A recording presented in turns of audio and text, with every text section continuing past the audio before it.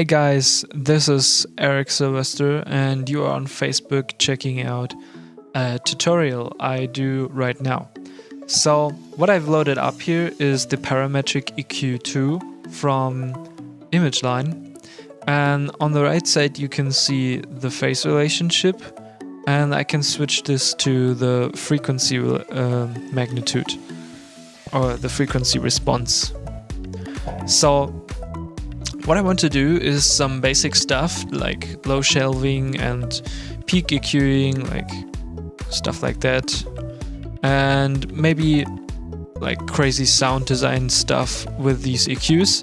And I want to show you the differences in like this EQ and the Pro-Q 2 and how those both EQs handle the phase and frequency relationships. So let's start with some basic things. The first, we just take a look at the area below, and you know that there's a high quality oversampling button, which normally would introduce some delay to your audio. But in that case, the plugin doesn't compensate for that, so you would need to manually compensate for this. So let's hit this button, and you actually see nothing changed at all. So let's select the phase response and check back again. If I hit the button, you can see if we don't manually compensate for the delay, it just kind of messes up our phase relationship very, very hardly. So keep that in mind. FL Studio is doing a pretty good job with like delay compensation, but it oftentimes messes this up. So yeah, kind of keep that in mind. If you have the feeling that there's some delay going on, try disabling the high quality oversampling mode. So let's basically just take our first filter, which is like this one, and just turn it down like 6 or 7 dB. And as you can see in the phase relationship, we got a little gap, and this gap basically shows us that the area around like 60-70 Hertz shifted a bit. Just only if we adjust like this with a low shelf. If you want to layer like 2 bass drums and you do this to only one bass drum, your layer gets shifted out of phase and you start to kind of weaken your signal and you don't get so much impact anymore.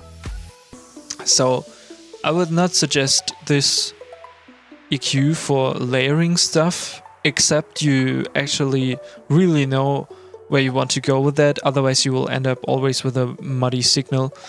And yeah, the same applies to if I like adjust these bands right here.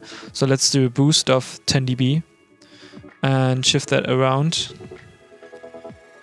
And as you can see, as we approach the upper frequency limit, which in that case is like 22,050 or 500, I'm not sure with that. I think 50. No, it's 500, sorry.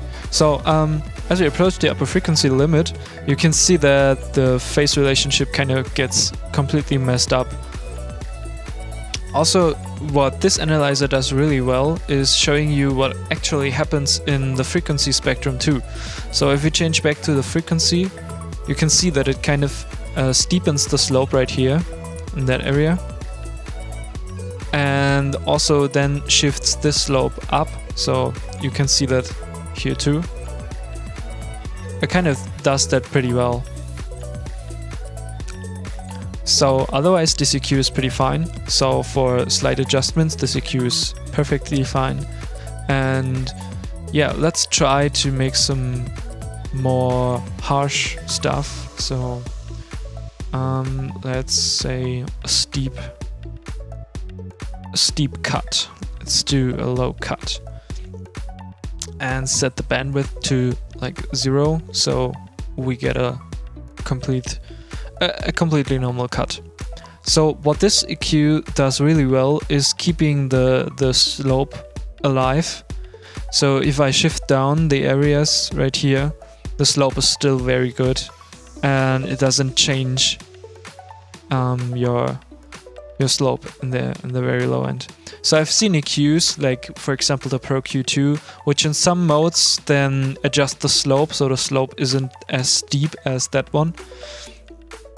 But what happens if we go to the phase relationship? Keep in mind this filter is set to like what? 40 Hertz, that's like right here. And that's where the filter is set, but the signal affected by adjusting this filter is up to like 5K. So you are shifting the whole frequency range from like 40 Hertz to 5K, completely messing your phase up. So keep that in mind if you are working with that kind of EQ. And this EQ also handles pretty well the upper frequency spectrum in regarding to phase with steep slopes. Now let's check the frequency magnitude. If the analyzer tells you what actually is happening, and it's handling that pretty well. Like the Pro-Q2 is not doing this as well as the Image Line Parametric EQ 2. So keep that in mind if you are working with steep slopes and try to adjust some stuff, you're messing your phase up. And even in high quality mode, you still have this phase stuff going on. So yeah, just keep that in mind. And there's also no way to like change the EQ to like a linear phase EQ. So yeah, I just disabled all the options again. And yeah, so there's no way that the parametric EQ2 is able to have a linear phase response while keeping just the frequency magnitude adjustments in place. So I'll basically switch to the Pro-Q2 right now, and let's try the same stuff again. Let's first do a low shelf and turn this down by like -6 dB, around about 100, wasn't it? Yeah, something like that. Let's do 150. So after we created a low shelf, we can see that it's actually pretty accurate in the frequency response, but we get some slight phase shift. But if we change this to linear phase mode, even in low linear phase mode, we don't get any junky phase things going on. So yeah, that's the thing for this EQ. Even if I like adjust very harsh stuff like this, you don't get any phase relationships going on, even in low linear phase mode.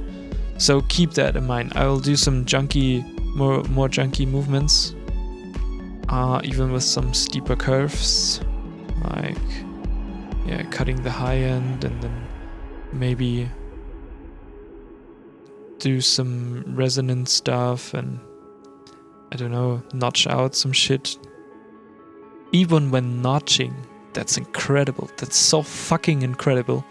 And if you look at the frequency magnitude, you can clearly see that there's some wonky stuff going on. So keep that in mind. If you are working with an EQ and you want to layer your sounds, you mess up your phase if you're using no linear phase EQs. The downside to linear phase EQ is that it pre-delays your sound, which means you get a slight ring or hum in front of your sound. But it's not that bad as people are actually explaining it. I use linear phase EQs like a lot. Really a lot, especially when I layer my sounds. For example, if I layer 2 kick drums and I dislike stuff going on in one kick drum and I want to filter that out, there wouldn't be a way without changing the phase response. So I would need to readjust with delays maybe to compensate for that phase shift. And I can tell you that a 180 degrees phase shift is manageable, but everything in between, like if you got a 20 degrees or 40 degrees phase shift, It's not audible at the first moment, but if you listen closely, you can hear that some transients are getting lost, or that your signal kind of weakens in areas where you wouldn't expect it to happen. So that's it. I just wanted to send this out to you guys, and I hope you learned some stuff. And we see us maybe in the next video, and also comment if you like the video.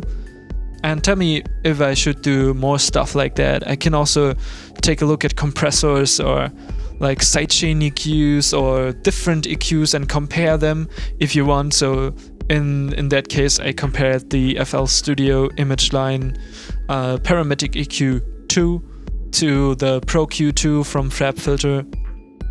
So yeah, just hit me up, or if you have some questions, just write me, and we'll see us maybe in the next video. Yeah. So bye guys, and have a nice day.